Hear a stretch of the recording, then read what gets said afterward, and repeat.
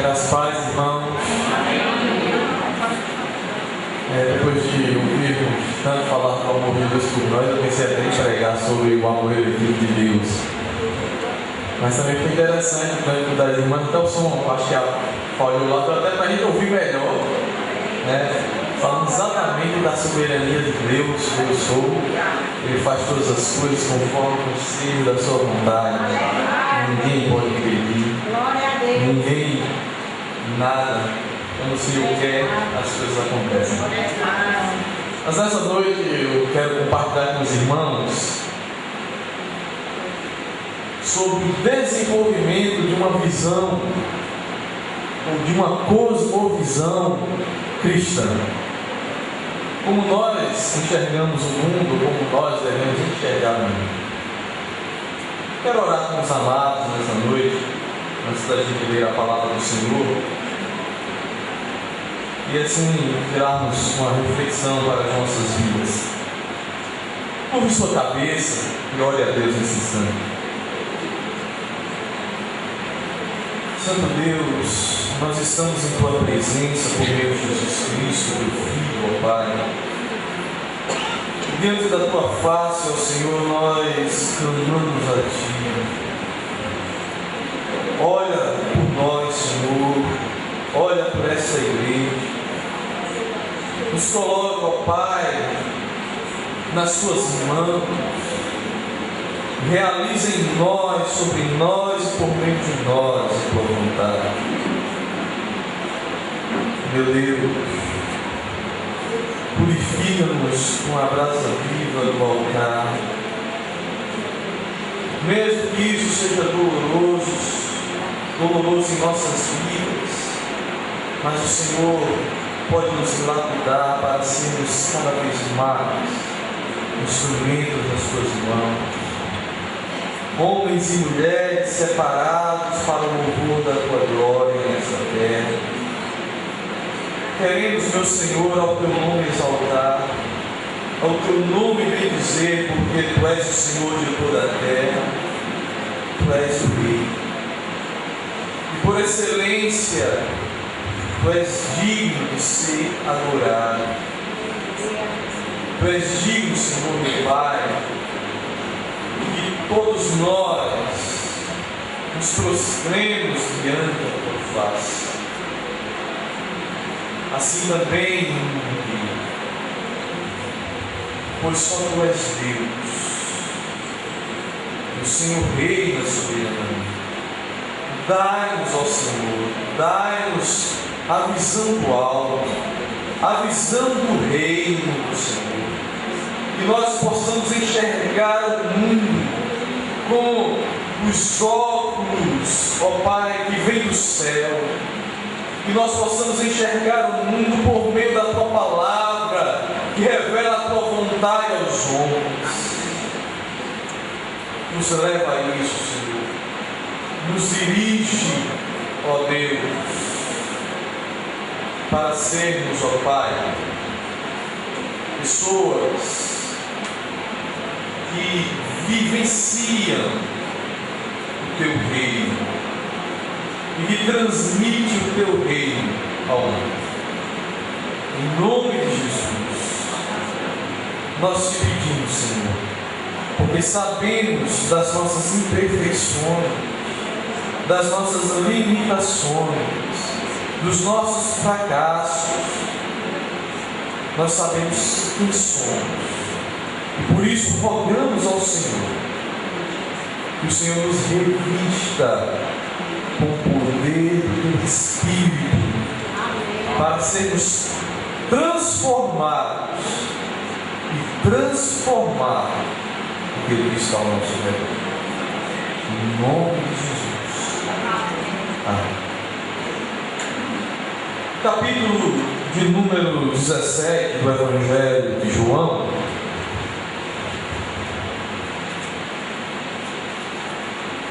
Versículo de número 17.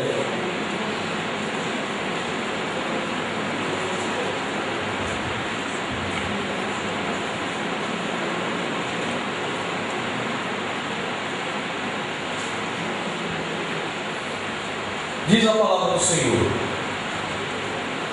santifica-os na tua verdade, a tua palavra é verdade. Santifica-os na tua verdade, a tua palavra é a verdade. Desenvolvendo uma cosmovisão cristã. Meus irmãos, Jesus aqui nesse texto, ele está fazendo uma oração ao Pai. E ele está rogando pelos seus discípulos, pela sua igreja, pelo seu povo. E ele faz uma declaração nesta oração, que todos nós devemos atentar. A palavra de Deus é a verdade. Ela é o padrão de verdade sobre a minha vida, sobre a tua vida, mas não só sobre as vidas dos crentes, mas sobre todo e qualquer ser humano sobre a terra, quer ele se submeta ou não. Queremos falar, meus irmãos, sobre cosmovisão. E que palavra é essa? O que é isto? Cosmovisão é uma palavra que se refere ao entendimento que temos a respeito de Deus, que temos a respeito de nós mesmos e que temos a respeito do mundo, das coisas do mundo, de como é o mundo. Seja ela qual for, qual visão nós tenhamos, ela se tornará a nossa verdade. Ela pode ser conforme a palavra de Deus, ou pode ser diferente da palavra de Deus. A nossa visão de mundo, daquilo como nós enxergamos o mundo, a respeito de Deus, de nós mesmos, das coisas, da humanidade, ela se tornará verdade para nós. No entanto, meus irmãos, todo cristão sincero não quer estabelecer a sua verdade sobre Deus, sobre Ele mesmo e sobre o mundo, mas ele quer enxergar e viver a verdade de Deus. Se você for sincero em seu coração, desejoso em querer viver a palavra do Senhor, a verdade de Deus, você saberá que a palavra de Deus submeterá a sua verdade ao chão, e ela deve ser estabelecida. Nós temos dificuldades com isso.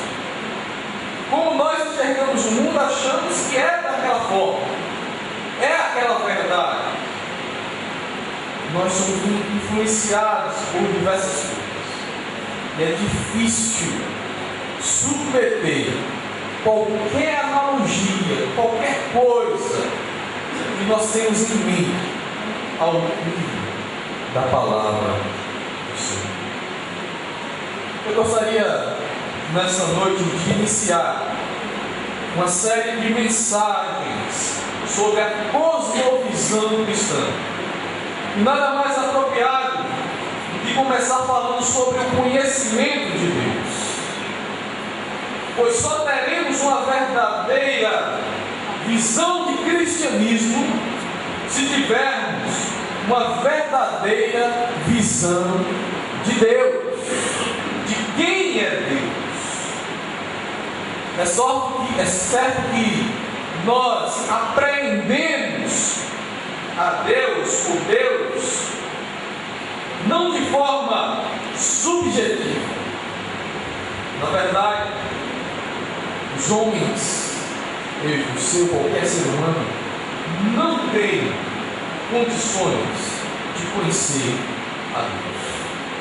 Nenhum de nós temos condição de de prescrutarmos e sabermos quem é Deus, quem é o Senhor, de entender Deus, de pesquisar Deus.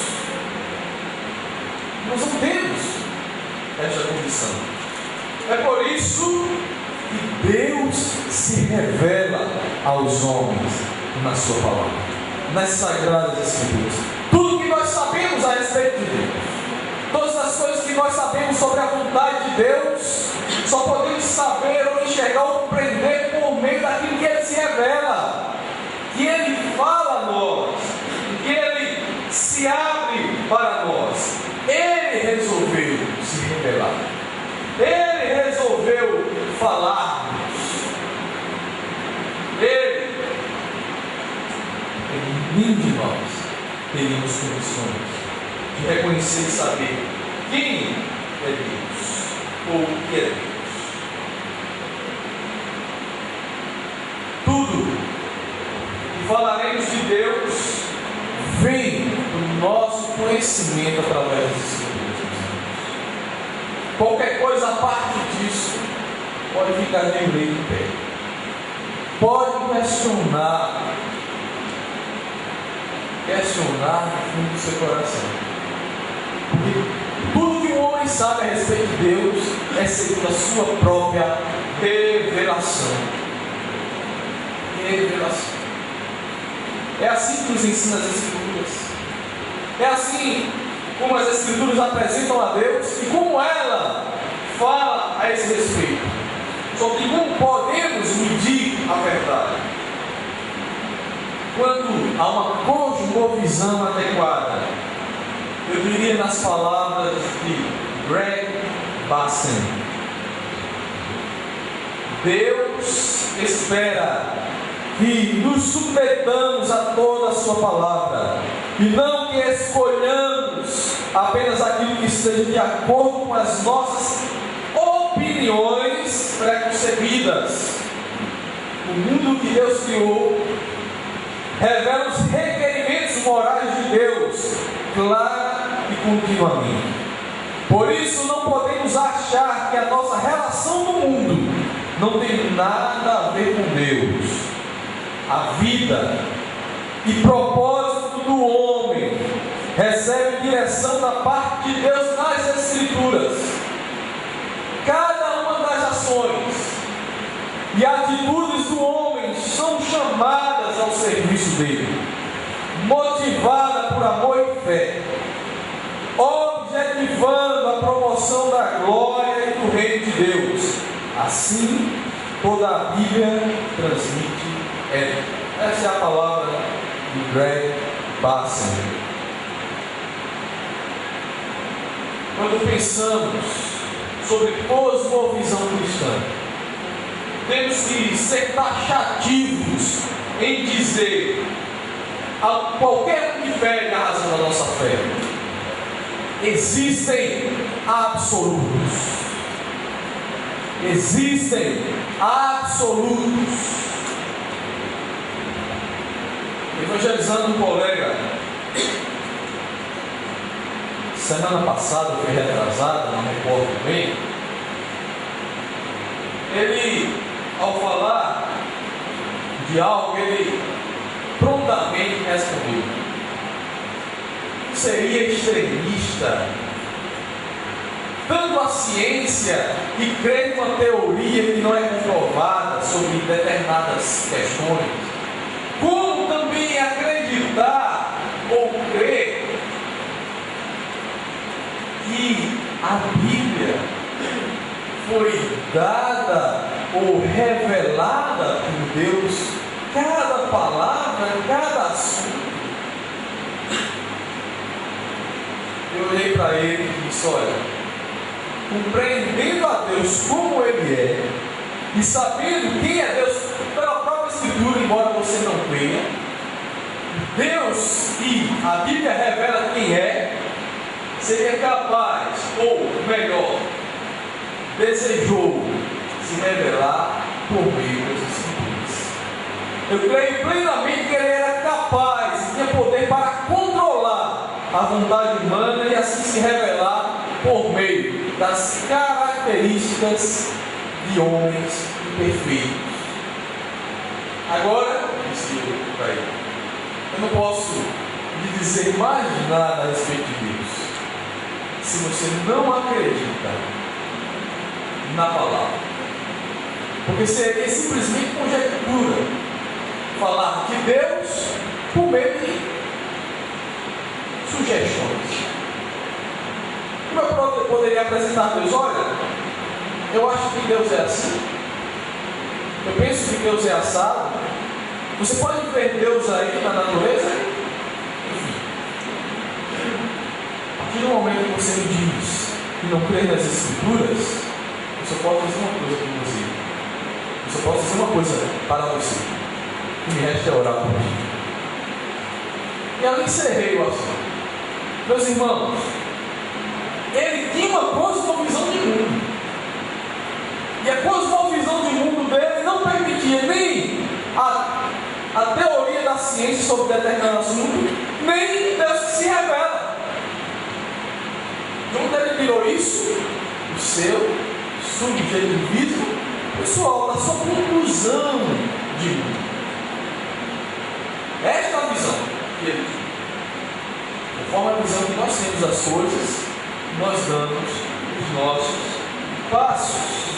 Nós andamos em um mundo, meus irmãos, e ele é um retrato disso, em um mundo com uma visão cada vez mais relativista, isto é, um mundo em que não existe uma verdade, mas várias verdades, e cada um tem a sua verdade. A conclusão a que chegamos é que não existe verdades, pois o parcial não pode ser o padrão para tudo. Formamos assim uma sociedade de mentiras apregoadas como verdades, em que o outro discordante não tem nada a ver com a minha visão. Afinal de contas, cada um vive a sua verdade. Traduzindo isso em um exemplo, ou dando um exemplo aos irmãos. A mentira travestida de verdade, apregoada pela visão do movimento feminista, de que o corpo, por exemplo, da mulher pertence a ela mesma e que ela faz dele o que bem entende, leva à afirmativa de que o aborto não é algo que cabe a ninguém julgar, decidir. Ele deve ser um julgamento individual, do indivíduo mulher. Isto cabe apenas a ela decidir. É a visão de mundo. Ora, se o meu corpo pertence a mim, então o que está no meu ventre eu faço dele o que eu bem quiser. É uma visão de mundo sobre um determinado tema. Esta é uma visão de mundo sobre o tema, a ótica do feminismo. Mas a ótica do cristianismo sobre esse tema é a mesma? Claro que não. Nós temos uma visão de mundo a respeito desta questão e de tantas outras questões nessa terra. Nós temos um posicionamento, e esse posicionamento é o posicionamento revelado por Deus nas Escrituras, e ele é totalmente distoante dessa visão feminista sobre a vida, sobre o feto, sobre a criança que está lá no ventre da mulher. Nós temos algo a dizer ao mundo, e este algo é uma verdade, mas não uma verdade a mais, é a verdade de Deus. E é uma verdade absoluta, que não pode ser negociada, não é relativa, em que eu aceito a verdade que é oposta, porque toda verdade, entre aspas, que é oposta à verdade de Deus, é falsa, não é verdade, e não deve ser aceitada por nenhum cristão. Assim, meus irmãos, temos várias visões deste mundo, de verdades, Verdades que se chocam entre si, formando um emaranhado de contradições que são chamadas de verdade. A minha verdade. Mas eu gostaria de chamar a atenção de você para a nossa verdade.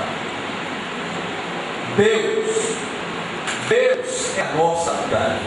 Por razão, a sua palavra que é inegociável, pois ela não é a minha verdade, ela não é a sua verdade, ela é a verdade por excelência, ou melhor, ela é a única verdade absoluta, ela é Deus revelado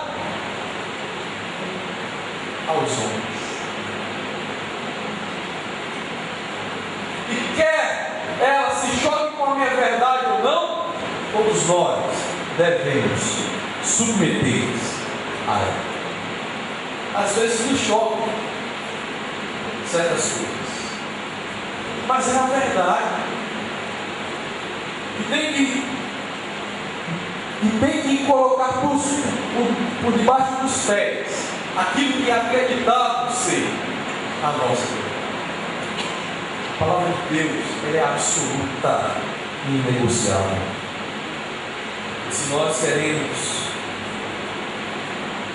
desenvolver uma visão cristã de mundo, nós precisamos primeiramente submeter todas as nossas verdades de variados temas à verdade por excelência que está aqui revelada na palavra de Deus.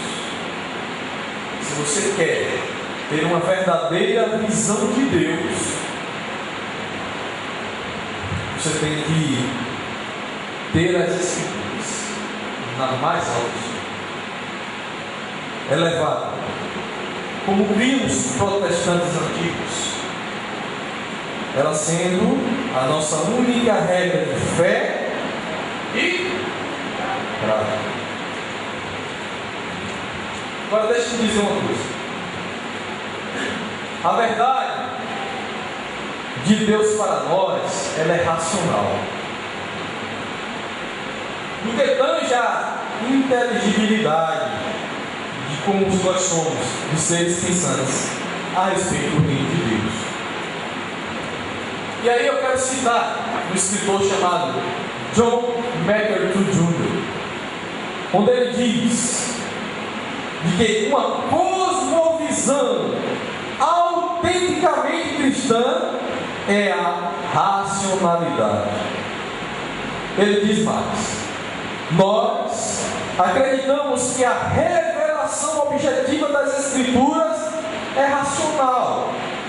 A Bíblia faz sentido perfeitamente. Ela não contém contradições, nem erros, nem princípios mal fundamentados. Qualquer coisa que contradiga as Escrituras é falso. Esse tipo de racionalidade é oposto a todo o conteúdo do pensamento pós-moderno. As pessoas da atualidade são ensinadas a glorificar a contradição, a abraçar o que é absurdo, a preferir o que é subjetivo e a permitir que os sentimentos, em vez do intelecto, determinem o que eles creem. Antes, meus irmãos, que alguém interprete mal o que disse o MacArthur,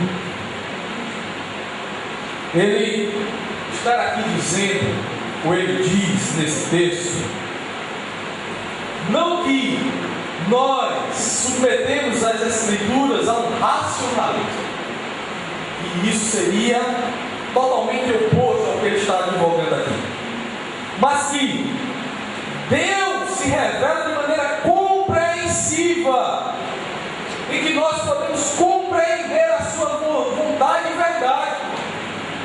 Ele se revela em linguagem humana, inteligível, ou seja, compreensível. Ele usa homens e preserva as suas próprias quer dizer que Deus quer nos falar de maneira clara e objetiva. Como é que nós compreendemos as coisas? Com o intelecto. Como é que você compreende a linguagem? O Espírito Santo inspirou homens a escrever isso aqui para que nós pudéssemos captar o que ele quer nos dizer por isso aqui. Isso aqui não é um mistério, não, irmãos. Isso aqui é a palavra revelada de Deus. Nós não precisamos entrar numa espécie de túnel místico para ele, para deixa eu ver o que é isso. Ele está falando em nossa linguagem, a linguagem humana, para homens, e usando homens nas suas diversas características. São mais de 40 autores aqui, ó. Quem conhece um pouco de língua original vai ler, vai perceber a diferença de vocabulário de diversos autores. Ele usa as características humanas para falar em linguagens humanas, acessível. Muitas coisas hoje nós não compreendemos, não é porque não está claro, não. É porque a cultura onde essas escrituras estão inseridas é outra da nossa. E às vezes se fala de coisas que nós não temos experiência, não sabemos como é, mas que os irmãos lá compreenderam perfeitamente, claramente, aquelas parábolas de Jesus. Outro dia eu ouvi alguém falando: olha, quem disse que a menor semente é um grão de mostarda? Não é. E a Bíblia diz que é, então ela é falsa. Meu irmão, não seja ignorante. Entenda que ele está falando das sementes que é usada para o povo ali. Qual era a menor semente que eles usavam ali nas suas plantações? Era o grão de mostarda. E Jesus está falando da linguagem clara para eles: olha, a menor das sementes. Ele não estava pensando em outras sementes que ele não conhecia, não. Era uma semente que ele conhecia. Qual era a menor semente que eles conheciam? O grão de mostarda. É muito mais simples do que a gente imagina. Agora, se nós complexo, porque nós não estamos naquele mundo. Mas Deus quer nos falar tanto por meio da sua palavra, que além de falar em linguagem humana e usar características humanas, Ele dá na sua igreja pastores e mestres.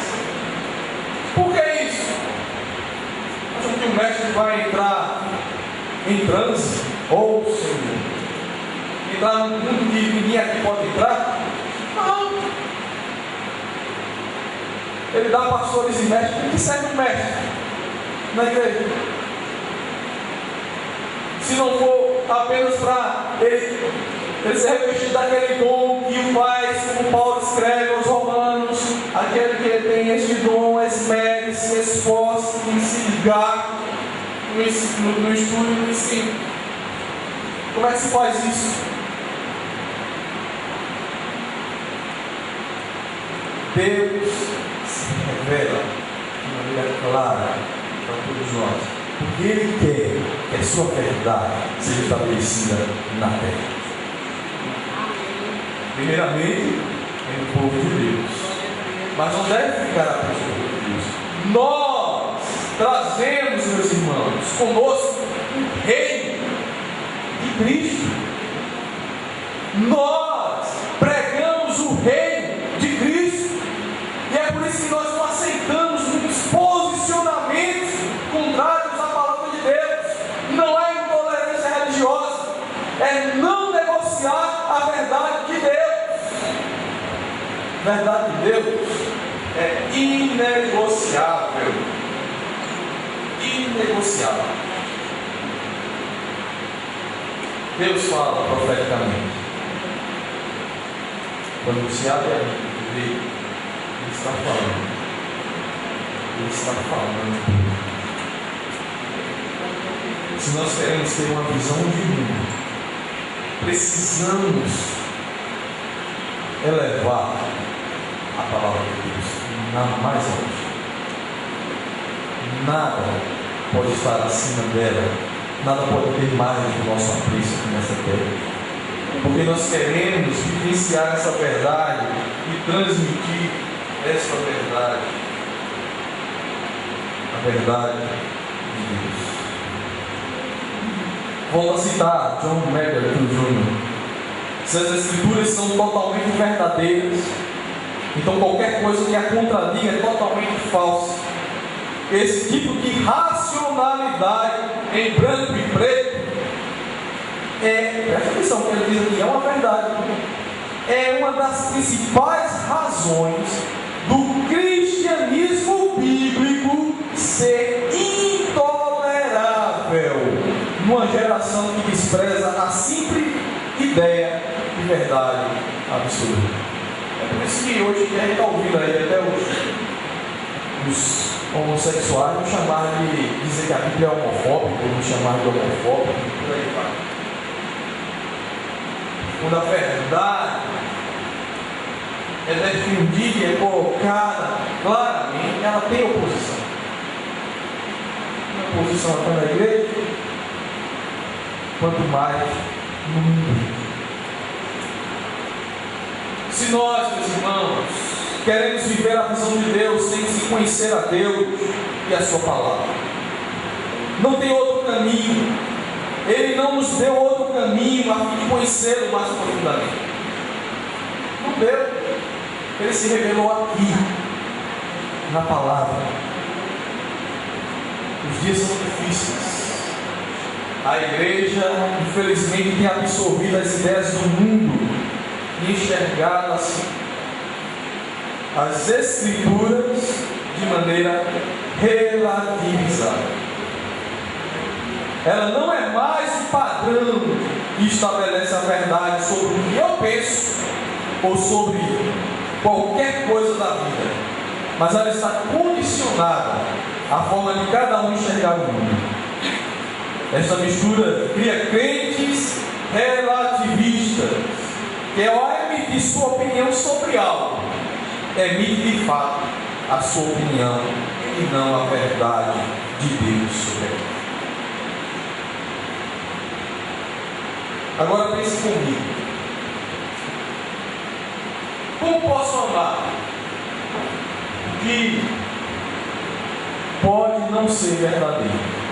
Se a verdade é revelada, logo, será que isso aqui é verdade? Se eu tenho dúvidas, como eu posso estimar algo que eu tenho como verdade? Como eu poderia amar as Escrituras se eu não submeto aquilo que tem de mundo ao que Deus revela sobre mim? E certas coisas na Bíblia, meus irmãos, que muitos de nós têm dificuldade de aceitar. Coisas que nos chocam bastante. Mas eu estava lendo certa vez um assunto aí que eu não vou dizer aos irmãos agora, um teólogo. Aí a resposta dele: e daí? Ele é Deus. Aquilo ali foi suficiente para eu compreender o que estava por trás do que ele estava dizendo.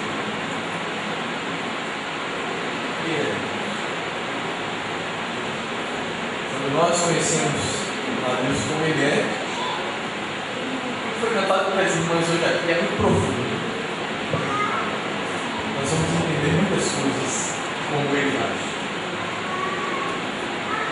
Se eu relativizo as Escrituras, ou as condiciono ao meu contexto sociocultural, político, histórico, eu simplesmente desprezo como verdade absoluta sobre qualquer visão do mundo. Portanto, ela perde qualquer validade como verdade, a qual devo pronunciar como regra de fé e prática.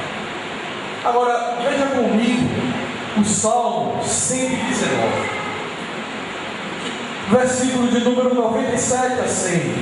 Eu não vou ler não, depois os irmãos leiam em casa. Como o salmista tem a palavra na mais alta estima. Na verdade, todo o Salmo 119 é uma apologia, uma declaração de amor, de reverência, de autoestima, pela palavra do Senhor.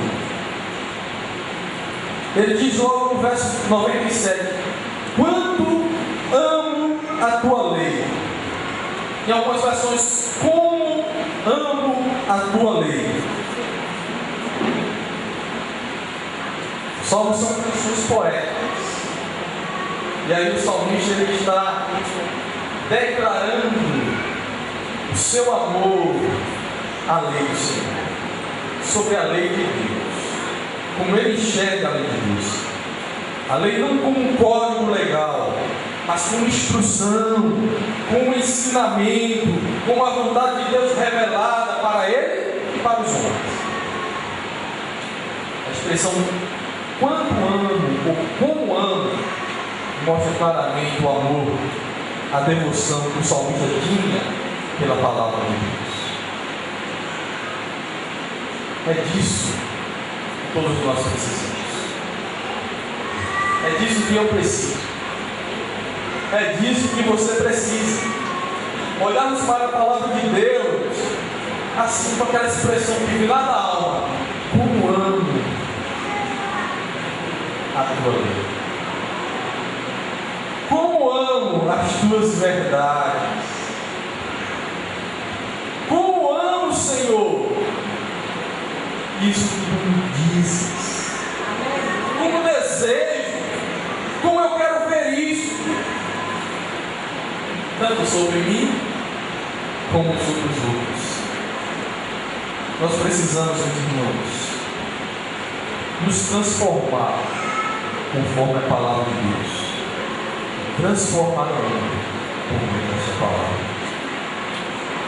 Mas isso só acontecerá pela ação do Espírito, que nos tornará amantes da palavra. Eu espero e desejo que Deus nos conceda esta graça. Pelo Espírito, nós tenhamos tal devoção pela palavra de Deus. É amando a palavra. É desejando a palavra de Deus acima dos meus desejos, das minhas visões, dos meus costumes, das minhas afeições pessoais. E ela vai moldará em nós um modelo conforme a cosmovisão do céu e não deste mundo. Eu quero encerrar. Meia hora, né? Graças a Deus. E eu quero encerrar que nessa expressão do salmista, rica de experiência, de sentimento, de sinceridade, tinha motivos, tanto para ele, como também tem motivos para nós amar a lei do Senhor. Primeiro, deixa vocês lerem o caso aqui. O segredo da sabedoria é amar os mandamentos. Ele ama a lei, ele ama os mandamentos, que são os princípios religiosos. Como você conduz a sua vida religiosa? Por aquilo que você acha que é? Eu acho que é assim que agrada a Deus. Faça isso não. Fizeram isso lá no Antigo Testamento, foram mortos, ou rejeitados. No Novo Testamento, Jesus diz assim: dizem Senhor, Senhor, mas eu não vos conheço. Pela palavra, então. Caminho é Cristo, e Cristo nos se revela pela palavra. Pela palavra. Ele diz, ele medita nos testemunhos, que são os princípios gerais de ações. Ele obedece aos preceitos, que são as regras particulares de conduta. Perceba que ele envolve toda a sua vida com os olhos na palavra de Deus. Aprendemos algumas lições com o salmista. Primeiro, devo amar as Escrituras, tê-la na mais autoestima e fazer dela de fato a nossa regra de fé.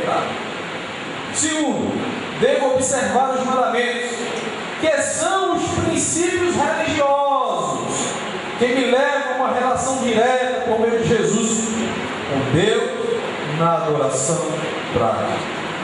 Terceiro, devo amar as Escrituras porque elas me apresentam princípios princípios gerais que devem dirigir as minhas ações. O que me diz as Escrituras sobre isso ou aquilo, a fim de eu saber como agir ou posicionar. Quarto, devo obedecer às Escrituras como regras particulares de conduta pessoal, isto é, a verdade que deve governar a minha maneira de proceder, não apenas o como fazer no ponto anterior, mas o que terei que fazer. É nas Escrituras, é através dela que queremos fazer isso. Temos uma visão cristã, não é o nosso achismo, não é acreditando que, Espírito Santo, me mostra aqui a verdade de Deus, como é que eu devo fazer. Ele pode até falar, vai dizer assim: eu já falei, meu filho, vá lá, lê. Eu já me revelei. Paulo, disciplinando a igreja de Corinto sobre certas práticas, ele diz: olha, é assim. Como diz as Escrituras. Deus se revela claramente. Nós podemos medir se aquilo é de Deus ou não é de Deus. É por isso que a Bíblia diz: julgai os espíritos, julgai os profetas. A gente diz: opa, não toque nele, não fala, não pense, não questione, é Deus falando. Não, peraí. O Espírito Santo não está se contradizendo. Ele disse: julgue, ele disse: meça, prove, veja se é mesmo verdade. É isso que diz as Escrituras, é isso que nos ensina. A nossa vara de medir, meus irmãos, não é o que eu acho, o que eu penso, é o que Deus diz que é. A nossa vara de medir é as Escrituras, e sempre será as Escrituras. Por fim, não regeremos nossas vidas e não influenciaremos o mundo com os princípios da palavra de Deus, se de fato não a enxergarmos como verdade absoluta sobre nossas vidas e sobre a maneira de viver dos homens. Sim, os homens ímpios também devem obediência a Deus.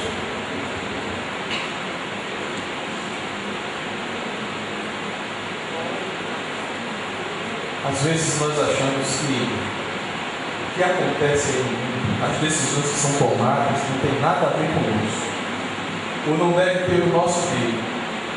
Pelo contrário, nós somos porta-vozes de Deus. Nós somos porta-vozes de Deus, mensageiros de Deus, para dizer aos homens que não é assim. As nossas leis, elas deveriam estar submetidas às leis de Deus.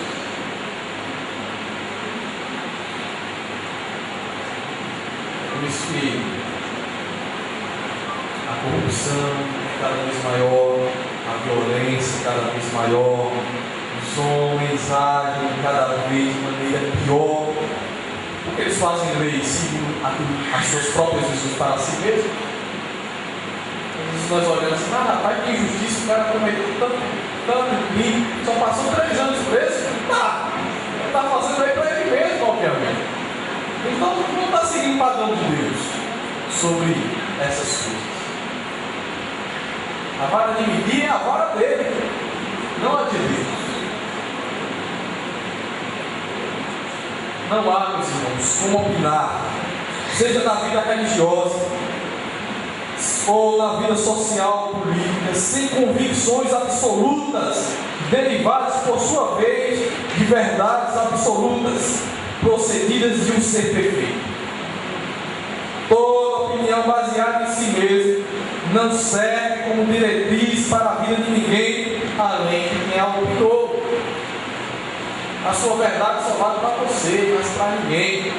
Mas a verdade de Deus quer você aceite ou não, é padrão para todos. Todos. Para você, para mim, para aqueles que rejeitam a Cristo. Nós temos algo para dizer ao mundo. Nós temos um reino. Nós temos leis e princípios para a vida humana. Seja qual for a questão, não podemos nos calar. A voz do pastor Valdo talvez ninguém escute. A voz da terceira igreja congregacional talvez possa ser ouvida por alguns até a esquina.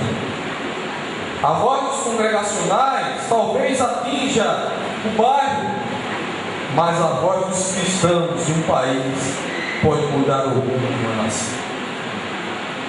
Nós precisamos opinar sobre a cosmovisão do céu, sobre todo e qualquer assunto que rege a nossa vida religiosa e social, sobre a nossa nação.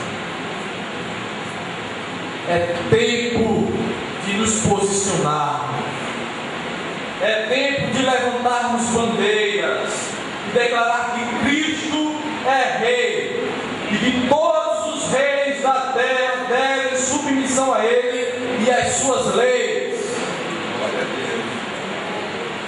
Eu quero encerrar com o canto de um salmo que declara esse reinado sobre outros príncipes. Levantai, ó portas, as vossas cabeças, levantai-vos, ó entradas eternas, e entrará o Rei da Glória. Quem é? Este é o Senhor dos Exércitos. Ele é o Rei. E é a sua verdade que tem que ser estabelecida nesta terra. É a sua verdade que deve reinar. Nós trazemos um reino, irmãos, e devemos lutar por este reino até o fim.